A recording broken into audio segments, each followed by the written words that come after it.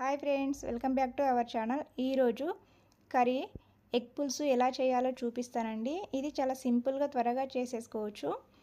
ఇప్పుడు తయారీ విధానం చూద్దాం. ఇక్కడ నేను గుడ్లు ముందుగానే ఉడకబెట్టి తీసుకున్నాను.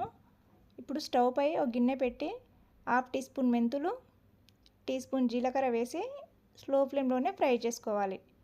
ఇవి బాగా ఫ్రై అయిన తర్వాత వీటిని మిక్సీ గిన్నెలో వేసుకొని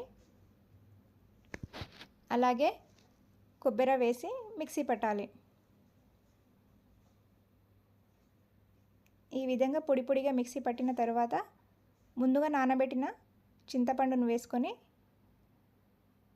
కాస్త వాటర్ వేసి మిక్సీ పట్టాలి.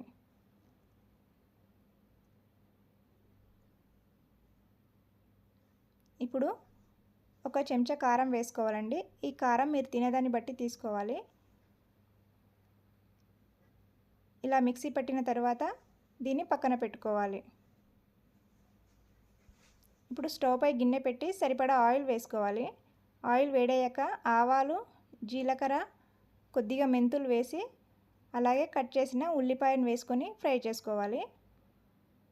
ఇది బాగా ఫ్రై అయిన తర్వాత ఒక చెంచా అల్లము, పసుపు, కరివేపాకు వేసి ఫ్రై చేసుకోవాలి. ఈ విధంగా ఫ్రై అయిన తర్వాత ముందుగా మిక్సీ పట్టుకున్న పేస్ట్ని వేసుకోవాలండి. ఇది అంతా బాగా కలిసేలా కలుపుకోవాలి.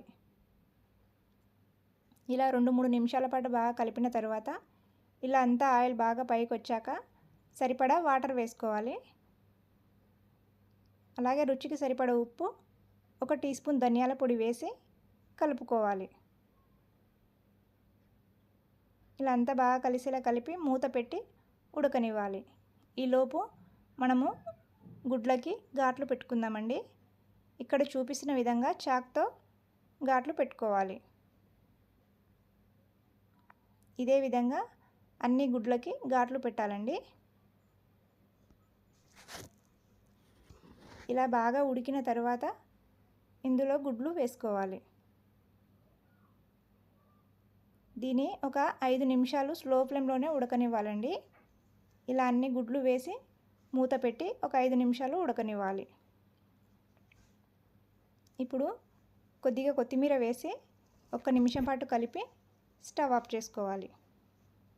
అంతే అండి, ఎంతో టేస్టీగా ఉండే ఎగ్ పులుసు రెడీ అయింది. ఇది చల్లారిన తర్వాత తింటే దీని టేస్ట్ చాలా బాగుంటుంది. ఒకసారి ట్రై చేసి మీకు ఎలా అనిపించిందో కామెంట్ బాక్స్లో తెలియజేయండి.